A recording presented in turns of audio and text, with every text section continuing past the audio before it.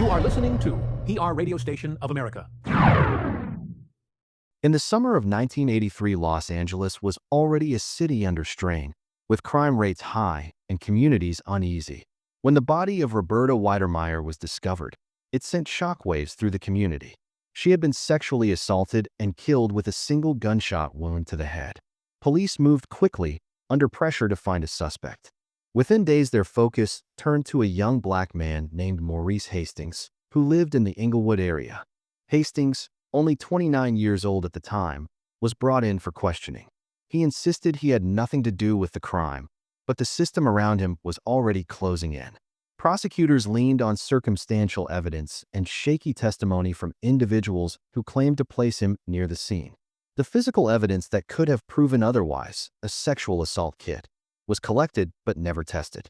The trial that followed painted Hastings as a monster despite the absence of solid proof. The jury listened to the state's narrative and, swayed by fear and the pressure of a gruesome crime, they found him guilty. The sentence was life in prison without parole. In an instant, Hastings' life was shattered. The young man who once dreamed of building a family, pursuing work, and living freely in California was instead taken away in chains. His parents watched as their son was condemned, knowing deep down that justice had failed. Hastings told the court he was innocent, but his voice carried little weight. From that day forward, Hastings began a life sentence for a crime he did not commit. His world shrank to the walls of a prison cell. He became another statistic in the long history of wrongful convictions in America. Inside prison, Hastings faced the endless grind of days that blurred into years. He worked in prison jobs, cleaned floors, and tried to keep his mind sharp through reading. But the shadow of injustice hung over him. Each appeal he filed was denied. Each letter he wrote to courts and lawyers came back with the same answer: case closed. What haunted him most was knowing that crucial evidence existed. The sexual assault kit taken from the victim in 1983 could have exonerated him. In 2000, he formally requested DNA testing of the evidence, as technology had advanced. But the district attorney's office refused, claiming there was no need. That denial kept him locked away. While other prisoners came and went, Hastings remained. He watched the world change from behind bars. New presidents, new technology, even the internet. He missed the funerals of loved ones. He missed birthdays, weddings, and the ordinary joy of everyday life. For nearly 4 decades, time was stolen. Still, he refused to give up hope.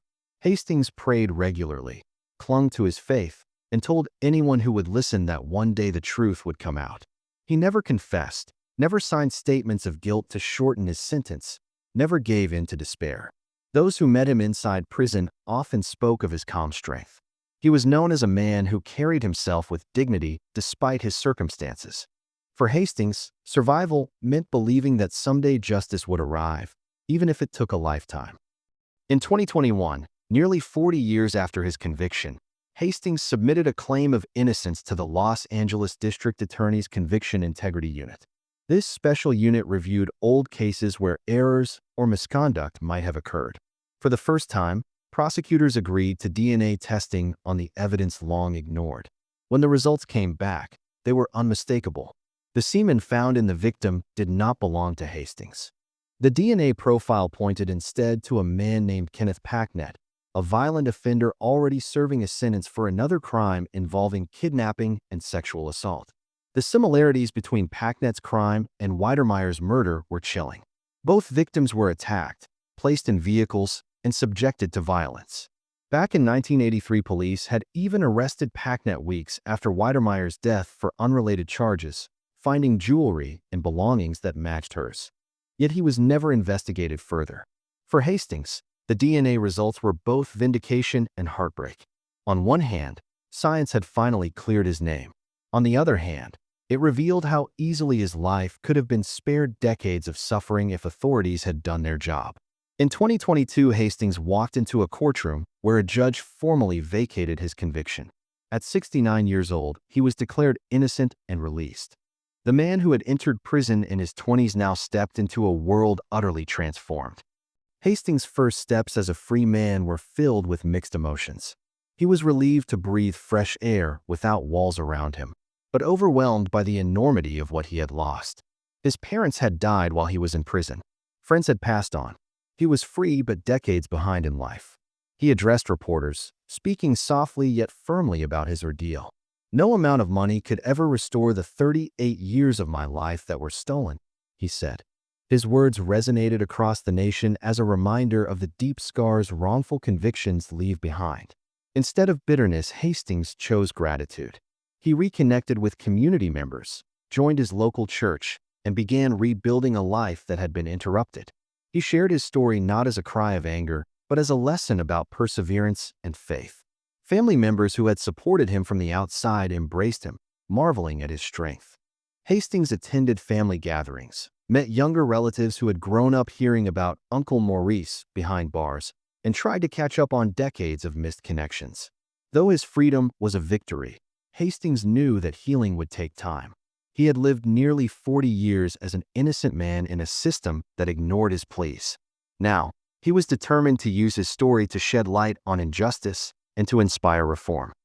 In 2023, Hastings filed a civil rights lawsuit against the city of Inglewood, police officers, and a district attorney's investigator involved in his conviction. The case alleged misconduct, suppression of evidence, and reckless investigation practices that led to his wrongful imprisonment. The lawsuit detailed how investigators ignored PACnet, the real perpetrator, and instead pursued Hastings despite the lack of evidence. It accused officials of shaping the case around him rather than following where the evidence led. In August 2024, the city agreed to a settlement of $25 million, the largest wrongful conviction payout in California's history. Hastings' attorneys described it as a landmark, a warning that misconduct and negligence carry heavy costs. For Hastings, the settlement brought closure but not restoration. He spoke again to the public, saying money could not give him back his parents, his youth, or the simple joys of freedom. Yet he acknowledged the settlement as a welcome end to a very long road. Today, Hastings lives quietly in Southern California, active in his church and community. His story is remembered as both a tragedy and a triumph, a lesson about the failures of the justice system and the resilience of the human spirit. The name Maurice Hastings now stands as a symbol of perseverance and the demand for truth in the face of injustice. This is the end of that story. Now tell me in the comments, what's your story? I'll read out the most interesting ones in the next video. Do not forget to hit a like button and subscribe. See you. This is the end of that story. Now tell me in the comments, what's your story? I'll read out the most interesting ones in the next video. Do not forget to hit a like button and subscribe. See you.